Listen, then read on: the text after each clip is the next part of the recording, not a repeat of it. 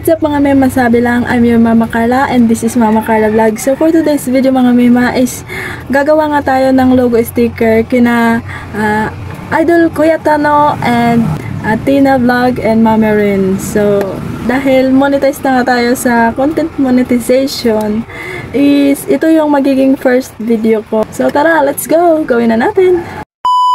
So ayan, diretso na nga tayo sa insert. Nag-insert na nga ako ng ready-made na logo ni na Idol Kuya Tano and Tina Vlog and Mama Rin. Inuna ko na nga muna yung pag-layout kay Idol Kuya Tano kasi siya yung una nagpagawa sa akin. So pagkatapos ko nga ma-layout is print ko na siya. At habang nagpe-print nga ako ay nilayout ko na rin yung kay Tina Vlog and Mama Rin. Si Idol Tina Vlog and Mama Rin is first time nila magpagawa sa akin kaya sobrang saya ko talaga dahil nadagdagan yung customer ko. Paalala po sa mga nanonood dyan, hindi po ako expert at ito po ay kunting kaalaman ko lang. At sa bawat paggawa ko po ay ito yung nagiging aral ko. So pag may nagawa kong hindi tama is susunod po ay minamabuti kong gawin ng maayos. Kaya pasensya na po sa mga hindi nagagandahan sa gawa ko. So sana sa susunod ay maunawaan nyo na nobody's perfect. Anyway mga mema, insert lang ako ng music ko.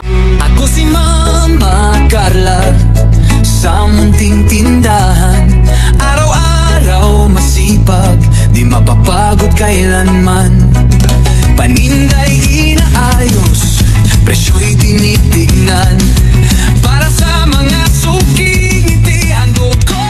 So ayan mga mema, nalagyan na nga natin ang phototop itong dalawa. Sa ganitong A4 nga pala mga mema is 15 pieces lang yung nagagawa sa ganitong size. Yung size ng logo natin is 5.5 cm. So ano to siya kalalaki So tara, ikat na natin. Ngitian ko palagihan, Mama Carla. Puso'y puspusan pag-asa sa maliit na negosyo. Lakas ko'y di matatapos, pangarap ko'y umaangat.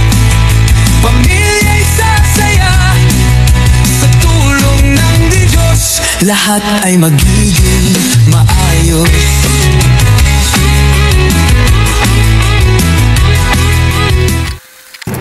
So, ayun mga mema, natapos na nga natin yung dalawang logo sticker. So, thank you for watching mga mema. Yan lang for today's video. Bye!